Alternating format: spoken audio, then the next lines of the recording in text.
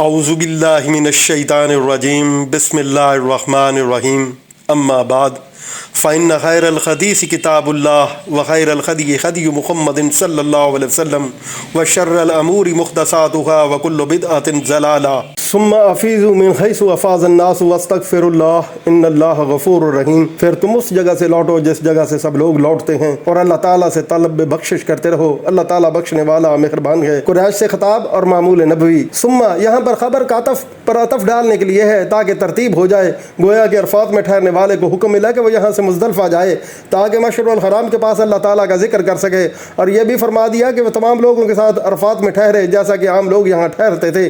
البتہ قریشیوں نے فخر و تکبر اور نشان امتیاز کے طور پر یہ ٹھہرا لیا تھا کہ وہ حد حرم سے باہر نہیں جاتے تھے اور حرم کی آخری حد پر ٹھہر جاتے تھے اور کہتے تھے ہم اللہ والے ہیں، یہ اس کے شہر کے رئیس ہیں اور اس کے گھر کے مجاور ہیں۔ صحیح بخاری شریف میں قریش اور ان کے ہم خیال لوگ مزدلفہ ہی میں رک جایا کرتے تھے اور اپنا نام حمص رکھتے تھے، باقی کو العرب عرفات میں جا کے ٹھہرتے تھے اور وہ وہیں سے لوٹتے تھے۔ اس لیے اسلام نے حکم دیا کہ جہاں سے عام لوگ لوٹتے ہیں تم بھی وہیں سے لوٹا کرو۔ حضرت ابن عباس، حضرت مجاہد، حضرت عطا، حضرت قتادہ، حضرت سعدی رحم اللہ وغیرہ یہی فرماتے ہیں۔ امام ابن جریر رحم اللہ بھی اسی سے تفسیر کو پسند کرتے ہیں اور اسی پر اجماع بتاتے ہیں۔ مسند احمد میں ہے، حضرت جبیر بن مطعم رضی اللہ تعالیٰ عنہ فرماتے ہیں کہ میرا اونٹ عرفات میں گم ہو گیا، میں اسے ڈھونڈ لے کے لیے نکلا تو میں نبی صلی اللہ علیہ وسلم کو وہاں ٹھہرے ہوئے دیکھا، کہنے لگا یہ کیا بات ہے کہ یہ حمص ہیں اور پھر یہاں حرم کے باہر آ کر ٹھہرے ہیں۔ ابن عباس رضی اللہ تعالیٰ عنہ فرماتے ہیں فاضا سے مراد یہاں مزدلفہ سے رمی جمار کے لیے منی کو جانا ہے، واللہ منا کو جانا ہے، واللہ عالم۔ اور الناس سے مراد حضرت ابراہیم خلیل اللہ علیہ السلام ہیں، بعض کہتے ہیں مراد امام ہیں۔ ابن جریر فرماتے ہیں اگر اس کے خلاف اجماع کی حجت نہ ہوتی تو یہ قول راہج رہتا۔ پھر استغفار کا ارشاد ہوتا ہے جو عموماً عبادات کے بعد فرمایا جاتا ہے۔ حضور علیہ السلام فرض نماز سے فارغ ہو کر 3 مرتبہ استغفار کیا کرتے تھے۔ مسلم آپ لوگوں کو سبحان اللہ، الحمدللہ، اللہ اکبر 33 مرتبہ پڑھنے کا حکم دیا کرتے تھے۔ بخاری و مسلم۔ یہ بھی مروی ہے کہ عرفہ کے دن شام کے وقت حضرت صلی اللہ علیہ وسلم اپنی امت کے لیے استغفار کیا۔ ابن جریر آپ کا یہ ارشاد بھی مروی ہے کہ تمام استغفاروں کا سردار یہ استغفار ہے، اللہم انت ربی لا الہ الا انت خلقتنی وانا عبدک وانا علی عہدک ووعدک ما استطعت اعوذ بک من شر ما صنعت ابو لک بنعمتک الا وابو بذنبی فاغفر لی فانہ لا یغفر الذنوب الا انت۔ حضور صلی اللہ علیہ وسلم فرماتے ہیں جو شخص اسے رات کے وقت پڑھ لے اگر اسی رات مر جائے گا تو قطعاً جنتی ہوگا، اور جو شخص اسے دن کے وقت پڑھے گا اور اسی دن مرے گا تو وہ بھی جنتی ہے۔ بخاری۔ حضرت ابو بکر صدیق رضی اللہ تعالیٰ عنہ نے ایک مرتبہ کہا یا رسول اللہ صلی اللہ علیہ وسلم مجھے دعا سکھائیے کہ میں نماز میں اسے پڑھا کروں۔ آپ نے فرمایا یہ پڑھو اللہم انی ظلمت نفسی ظلما کثیرا ولا یغفر الذنوب الا انت فاغفر لی مغفرۃ من عندک وارحمنی انک انت الغفور الرحیم۔ بخاری و مسلم۔ استغفار کے بارے میں اور بھی بہت سی حدیثیں ہیں۔ فاذا قضیتم مناسککم فاذکروا اللہ حق ذکرکم آباءکم او اشد ذکرا فمن الناس من یقول ربنا آتنا فی الدنیا وما له فی الآخرۃ من خلاق ومنهم من يقول ربنا آتنا في الدنيا حسنة وفي الآخرة حسنة وقنا عذاب النار اولئک لهم نصیب مما کسبوا واللہ سریع الحساب۔ پھر جب تم ارکان حج ادا کر چکو تو اللہ تعالیٰ کا ذکر کرو جس طرح تم اپنے باپ دادوں کا ذکر کیا کرتے تھے، بلکہ اس سے بھی زیادہ۔ پس لوگ وہ ہیں جو کہتے ہیں ہمارے رب ہمیں دنیا میں بلائی دے، ایسے لوگوں کا آخرت میں کوئی حصہ نہیں، اور بعض لوگ وہ ہیں جو کہتے ہیں ہمارے رب ہمیں دنیا میں نیکی دے اور آخرت میں بھی بلائی عطا فرما اور ہمیں عذاب جہنم سے نجات دے۔ یہ وہ لوگ ہیں جن کے لیے ان کے اعمال کا حصہ ہے اور اللہ تعالیٰ جلد حساب لینے والا ہے۔ تکمیل حج کے بعد یہاں اللہ تعالیٰ حکم کرتا ہے کہ فراغت حج کے بعد اللہ تعالیٰ کا بکثرت ذکر کرو۔ اگلے جملے کے ایک معنی تو یہ بیان کیے گئے ہیں کہ اس طرح اللہ کا ذکر کرو جس طرح بچہ اپنے ماں باپ کو یاد کرتا رہتا ہے۔ دوسرے معنی یہ ہیں کہ اہل جاہلیت میں حج کے موقع پر ٹھہرتے وقت کوئی کہتا تھا میرا باپ بڑا مہمان نواز تھا، کوئی کہتا تھا وہ لوگوں کے کام کاج کر دیا کرتا تھا، سخاوت و شجاعت میں یکتا تھا وغیرہ، تو اللہ تعالیٰ فرماتا ہے یہ فضول باتیں چھوڑو اور اللہ تعالیٰ کی بزرگیاں، بڑھائیاں، عظمتیں اور عزتیں بیان کرو۔ اکثر مفسرین نے یہی بیان کیا ہے، غرض یہ ہے کہ اللہ کے ذکر کی کثرت کرو، اسی لیے او اشدہ پر زبر تمیز کی بنا پر لائی گئی ہے، یعنی اس طرح اللہ کی یاد کرو جس طرح اپنے بڑوں پر فخر کیا کرتے تھے۔ او سے یہاں خبر کی مسلیت کی تحقیق ہے، جیسے او اشد قصوہ میں، او اشدہ خشیہ میں، او یزیدون، او ادنا میں، تمام مقامات میں لفظ او ہرگز شک کے لیے نہیں ہے، بلکہ فجر انہو کی تحقیق کے لیے ہے، یعنی وہ ذکر اتنا ہی ہو بلکہ اس سے بھی زیادہ۔ پھر ارشاد ہوتا ہے کہ اللہ کا ذکر بکثرت کر کے دعائیں مانگو، کیونکہ یہ موقع قبولیت کا ہے۔ ساتھ ہی لوگوں کی بھی برائی بھی بیان ہو رہی ہے جو اللہ سے سوال کرتے ہیں، صرف دنیا طلب کرتے ہیں اور آخرت کی طرف نظریں نہیں اٹھاتے۔ فرمایا ان کا آخرت میں کوئی حصہ نہیں۔ حضرت ابن عباس رضی اللہ تعالیٰ عنہ کا بیان ہے کہ بعض اعراب یہاں ٹھہر کر صرف یہی دعائیں مانگتے تھے کہ الہی اس سال بارشیں اچھی برسا تاکہ گلے اچھے پیدا ہوں، اولادیں بکثرت ہوں وغیرہ۔ لیکن مومنوں کی دعائیں دونوں جہانوں کی بلائیوں کی ہوتی تھیں، اس لیے ان کی تعریفیں کی گئیں۔ اس دعا میں تمام بلائیاں دین و دنیا کی جمع کر دی ہیں اور تمام برائیوں سے بچاؤ ہے، اس لیے کہ دنیا کی بلائی میں عافیت، راحت، آسانی، تندرستی، گھر بار، بیوی بچے، روزی، علم، عمل، اچھی سواریاں، نوکر چاکر، لونڈی، غلام، عزت و آبرو وغیرہ تمام چیزیں آ گئیں۔ اور آخرت کی بلائی میں حساب کا آسان ہونا، گھبراہٹ سے نجات پانا، اعمال کا دائیں ہاتھ میں ملنا، سرخ روح ہونا، بالآخر عزت کے ساتھ جنت میں داخل ہونا، سب آ گیا۔ پھر اس کے بعد عذاب جہنم سے نجات چاہنا۔ اس سے یہ مطلب ہے کہ ایسے اسباب اللہ تعالیٰ مہیا کر دے، مثلا حرام کاریوں سے اجتناب، گناہ اور بدیوں کا ترک وغیرہ۔ قاسم فرماتے ہیں جسے شکر اور ذکر کرنے والی زبان اور صبر کرنے والا جسم مل گیا، اسے دنیا و آخرت کی بھلائی مل گئی اور عذاب سے نجات پا گیا۔ بخاری میں کہ حضرت صلی اللہ علیہ وسلم اس دعا کو بکثرت پڑھا کرتے تھے۔ اس حدیث میں رہنے سے پہلے اللہم بھی ہے۔ حضرت قتادہ نے حضرت انس سے پوچھا کہ رسول اللہ زیادہ تر کس دعا کو پڑھتے تھے، تو آپ نے جواب میں یہی دعا بتائی۔ احمد۔ حضرت انس رضی اللہ تعالیٰ عنہ خود بھی جب کبھی دعا مانگتے اس دعا کو نہ چھوڑتے۔ چنانچہ حضرت ثابت رضی اللہ تعالیٰ عنہ نے ایک مرتبہ کہا کہ حضرت آپ کے یہ بھائی چاہتے ہیں کہ آپ ان کے لیے دعا کریں۔ آپ نے یہی دعا اللہم آتنا فی الدنیا پڑھی۔ پھر کچھ دیر بیٹھے اور بات چیت کرنے کے بعد جب وہ جانے لگے تو پھر دعا کی درخواست کی۔ آپ نے فرمایا کہ تم ٹکڑے کرانا چاہتے ہو، اس دعا میں تو تمام بھلائیاں آ گئیں۔ ابن ابی حاتم۔ حضرت صلی اللہ علیہ وسلم ایک مسلمان بیمار کی عیادت کے لیے تشریف لے گئے، دیکھا کہ وہ بالکل دبلا پتلا ہو رہا ہے، صرف ہڈیوں کا ڈھانچہ رہ گیا ہے۔ آپ صلی اللہ علیہ وسلم نے پوچھا کہ تم کوئی دعا بھی اللہ تعالیٰ سے مانگا کرتے تھے؟ اس نے کہا ہاں، میری یہ دعا تھی کہ الہی جو عذاب تو مجھے آخرت میں کرنا چاہتا ہے وہ دنیا میں کر ڈال۔ آپ صلی اللہ علیہ وسلم نے فرمایا سبحان اللہ، کسی میں ان کی برداشت کی طاقت بھی ہے، تو نے یہ دعا ربنا آتنا تک کیوں نہ پڑھی؟ چنانچہ بیمار نے اب اسی سے اس دعا کو پڑھنا شروع کیا اور اللہ تعالیٰ نے اسے شفا دے دی۔ احمد۔ رکن نبی حج اور رکن اسود کے درمیان حضور علیہ السلام اس دعا کو پڑھا کرتے تھے۔ ابن ماجہ۔ لیکن اس کی سند ضعیف ہے، واللہ عالم۔ آپ فرماتے ہیں میں جب کبھی رکن کے پاس سے گزرتا ہوں دیکھتا ہوں کہ وہاں فرشتہ ہے اور وہ آمین کہہ رہا ہے، تم جب کہیں یہاں سے گزرو تو ربنا آتنا پڑھا کرو۔ ابن مردویہ۔ حضرت ابن عباس رضی اللہ تعالیٰ عنہ سے ایک شخص نے آ کر پوچھا کہ میں نے قافلے کی ملازمت کر لی ہے، اس اجرت پر وہ مجھے اپنے ساتھ سواری پر سوار کر لیں اور حج کے موقع پر مجھے وہ رخصت دے دیں کہ حج ادا کر لوں، ویسے اور دنوں میں ان کی خدمت میں لگا رہوں گا۔ تو فرمایا کیا اس طرح میرا حج ادا ہو جائے گا؟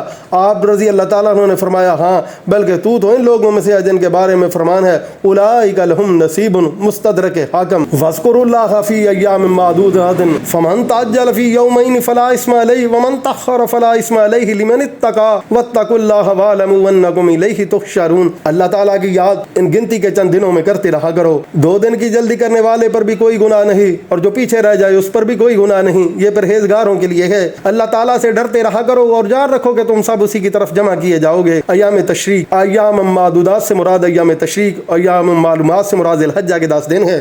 ذکر اللہ سے مراد یہ ہے کہ ایام تشریق میں فرض نمازوں کے بعد اللہ اکبر کہیں۔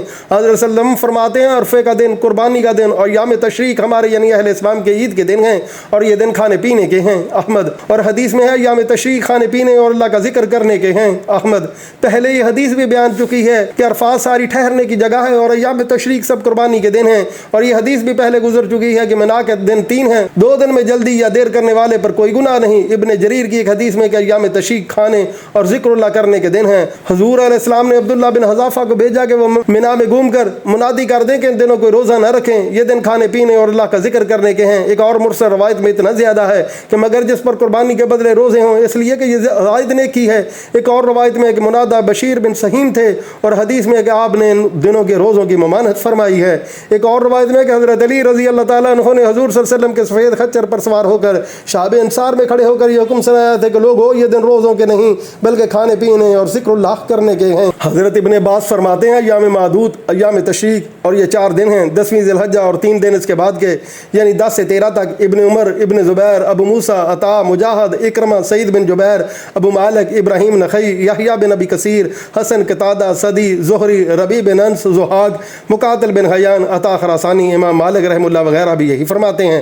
حضرت علی رضی اللہ تعالیٰ عنہ فرماتے ہیں یہ دن 3 دن ہیں، 10ویں، 11ویں اور 12ویں، ان میں جب چاہو قربانی کرو، لیکن افضل پہلا دن ہے۔ مگر مشہور قول یہی ہے، اور آیت کریمہ کے الفاظ کی ظاہری دلالت بھی اسی پر ہے، کیونکہ 2 دن میں جلدی یا دیر معاف ہے، تو ثابت ہوا کہ عید کے بعد 3 دن ہونے چاہیے، اور ان دنوں میں اللہ کا ذکر کرنا قربانیوں کے ذبح کے وقت ہے۔ اور یہ بھی پہلے بیان ہو چکا ہے کہ راہج مذہب اس میں حضرت امام شافعی کا ہے کہ قربانی کا وقت عید کے دن سے ایام تشریق کے ختم ہونے تک ہے، اور اس سے مراد نمازیوں کے بعد کا مقررہ ذکر بھی ہے، اور ویسے عام طور پر یہی اللہ کا ذکر مراد ہے، اور اس کے مقررہ وقت میں گول مقام کا اختلاف ہے۔ لیکن زیادہ مشہور قول جس پر عمل درآمد بھی ہے یہ ہے کہ عرفے کی صبح سے ایام تشریق کے آخر کے دن کی عصر کی نماز تک۔ اس بارے میں ایک مرفوع حدیث بھی دار قطنی میں ہے، لیکن اس کا مرفوع ہونا صحیح نہیں، واللہ عالم۔ حضرت عمر رضی اللہ تعالیٰ عنہ اپنے خیمے میں تکبیر کہتے، اور آپ کی تکبیر پر بازار والے لوگ تکبیر کہتے، یہاں تک کہ منا کا میدان گونج اٹھتا۔ اس طرح یہ مطلب بھی ہے کہ شیطانوں کو کنکریاں مارنے کے وقت تکبیر اور اللہ کا ذکر کیا جائے، جو ایام تشریق کے ہر دن ہوگا۔ ابو داؤد وغیرہ میں حدیث ہے کہ بیت اللہ کا طواف، صفا و مروہ کی صحیح، شیطانوں کو کنکریاں مارنی، یہ سب اللہ تعالیٰ کے ذکر کو قائم کرنے کے لیے ہیں، چونکہ اللہ تعالیٰ نے حج کی پہلی اور دوسری واپسی کا ذکر کیا ہے، اور اس کے بعد لوگ ان پاک مقامات کو چھوڑ کر اپنے اپنے شہروں اور مقامات کو لوٹ جائیں گے۔ اس لیے ارشاد فرمایا کہ اللہ سے ڈرتے رہا کرو، اور یقین رکھو کہ تمہیں اس کے سامنے جمع ہونا ہے۔ اسی نے تمہیں زمین میں پھیلایا، پھر وہی سمیٹ لے گا، پھر اسی کی طرف حشر ہوگا، پھر جہاں کہیں سے ہو اس سے ڈرتے رہا کرو۔ وَمِنَ النَّاسِ مَن يُعْجِبُكَ قَوْلُهُ فِي الْحَيَاةِ الدُّنْيَا وَيُشْهِدُ اللَّهَ عَلَى مَا فِي قَلْبِهِ وَهُوَ أَلَدُّ الْخِصَامِ وَإِذَا تَوَلَّىٰ سَعَىٰ فِي الْأَرْضِ لِيُفْسِدَ فِيهَا وَيُهْلِكَ الْحَرْثَ وَالنَّسْلَ وَاللَّهُ لَا يُحِبُّ الْفَسَادَ۔ بعض لوگوں کی دنیاوی غرض کی باتیں آپ کو خوش کر دیتی ہیں اور اپنے دل کی باتوں پر اللہ کو گواہ کرتا جاتا ہے، حالانکہ دراصل وہ زبردست جھگڑالو ہے۔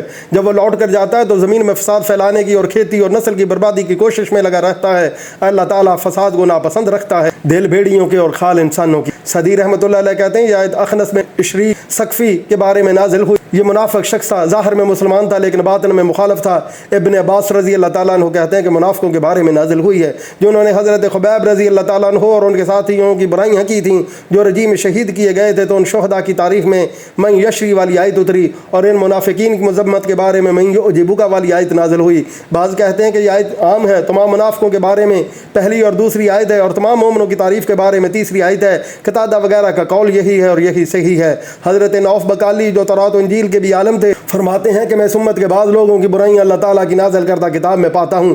لکھا ہے کہ بعض لوگ دین کے ہیلے سے دنیا کماتے ہیں، ان کی زبانیں تو شہد سے زیادہ میٹھی ہیں لیکن دل ایلوے سے زیادہ کڑوے ہیں۔ لوگوں کے لیے بکریوں کی کھالیں پہنتے ہیں لیکن دل ان کے بیڑیوں جیسے ہیں۔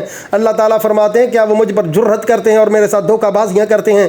مجھے اپنی ذات کی قسم کہ میں ان پر وہ فتنہ بھیجوں گا کہ برباد لوگ بھی حیران رہ جائیں گے۔ کرسی کہتے ہیں میں نے غور سے دیکھا تو معلوم ہوا کہ یہ منافقوں کا وصف ہے اور قرآن میں موجود ہے۔ پڑھیے آیت وَمِنَ النَّاسِ مَن يُعْجِبُكَ۔ حضرت سعید نے بھی جب یہ بات اور کتابوں کے حوالے سے بیان کی تو حضرت محمد بن کعب رضی اللہ تعالیٰ عنہ نے یہی فرمایا تھا کہ یہ قرآن کی شریف میں بھی ہے، اور اسی آیت کی تلاوت کی تھی۔ سعد کہنے لگے میں جانتا ہوں کہ یہ آیت کس کے بارے میں نازل ہوئی۔ آپ نے فرمایا سنیے، آیت شان نزول کے اعتبار سے گو کسی کے بارے میں ہی ہو لیکن حکم کے اعتبار سے عام ہوتی ہے۔ ابن محسن کی قرات میں یشہد اللہ ہے تو معنی یہ ہوں گے کہ وہ گو اپنی زبانوں سے کچھ ہی کہے لیکن اس کے دل کا حال اللہ تعالیٰ کو خوب معلوم ہے، جیسے اور جگہ ہے اذا جاءک المنافقون، یعنی منافق تیرے پاس آ کر تیری نبوت کی گواہی دیتے ہیں، اللہ جانتا ہے کہ تو اس کا رسول ہے، لیکن اللہ کی گواہی ہے کہ یہ منافق یقیناً جھوٹے ہیں۔ لیکن جمہور کی قرات یشہد اللہ ہے تو معنی یہ ہوئے کہ لوگوں کے سامنے تو اپنی خیانت چھپاتے ہیں لیکن اللہ کے سامنے ان کے دل کا کفر و نفاق ظاہر ہے، جیسے اور جگہ ہے یستخفون من الناس ولا یستخفون من اللہ، یعنی لوگوں سے چھپاتے ہیں لیکن اللہ سے نہیں چھپا سکتے۔ ابن عباس رضی اللہ تعالیٰ عنہ نے یہ معنی بیان کی ہیں کہ لوگوں کے سامنے اسلام ظاہر کرتے ہیں اور ان کے سامنے قسمیں کھا کر باور کراتے ہیں کہ جو ان کی زبان پر ہے وہی ان کے دل میں ہے۔ صحیح معنی آیت کے یہی کہ عبد الرحمن بن زید اور مجاہد سے بھی یہی مروی ہے، ابن جریر بھی اسی کو پسند فرماتے ہیں۔ الد کے معنی لغت میں ہے سخت ٹیڑھا، جیسے اور جگہ ہے وتنذر به قوما لدا، یہی حالت منافق کی ہے کہ وہ اپنی حجت میں جھوٹ بولتا ہے اور حق سے ہٹ جاتا ہے، سیدھی بات چھوڑ دیتا ہے اور افطرا اور بہتان بازی کرتا ہے اور گالیاں بکتا ہے۔ صحیح حدیث میں کہ منافق کی 3 نشانیاں ہیں، جب بات کرے جھوٹ بولے، جب وعدہ کرے بے وفائی کرے، جب جھگڑا کرے گالیاں بکے۔ ایک اور حدیث میں سب سے زیادہ برا شخص اللہ تعالیٰ کے نزدیک وہ ہے جو سخت جھگڑالو ہو، اس کی کئی ایک سندیں ہیں، پھر ارشاد ہوتا ہے کہ جس طرح یہ برے اقوال والا ہے اس طرح افعال بھی اس کے بدترین ہیں. تو قول تو یہ ہے لیکن فعل اس کے سراسر خلاف ہے، عقیدہ بالکل فاسد ہے. نماز اور ہماری رفتار صحیح سے مراد یہاں قصد ہے، جیسے کہ ایک اور جگہ اللہ تعالیٰ ارشاد فرماتا ہے ثم ادبر یسا، اور فرمان فصعوا الی ذکر اللہ، یعنی جمعے کی نماز کا قصد اور ارادہ کرو. یہاں صحیح کے معنی دوڑنے کے نہیں، کیونکہ نماز کے لیے دوڑ کر جانا ممنوع ہے. حدیث شریف میں ہے جب تم نماز کے لیے آؤ تو دوڑتے ہوئے نہ ہو بلکہ سکینت و وقار کے ساتھ آؤ.